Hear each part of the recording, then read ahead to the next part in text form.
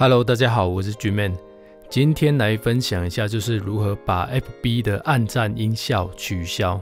那 FB 最近在更新之后呢，那个恼人的按赞音效呢又跑出来了。然后首先我们来看一下，打开手机的 FB 程式，然后按右上方这边，然后来到最底下设定和隐私，然后设定。那本来的版本呢是在媒体跟联络人里面有一个可以关闭音效的一个地方哦。那更新之后呢，这个地方已经改变了，改变到哪里了？来再找一下，改变到从行动数据用量这边最下面有个应用程式的音效，把它关闭就好了，这样子按赞就不会有那个叮叮叮的声音了。OK， 那今天简单的分享就到这边。喜欢我的影片，帮我按赞、订阅、分享。影片就到这边啦，拜拜。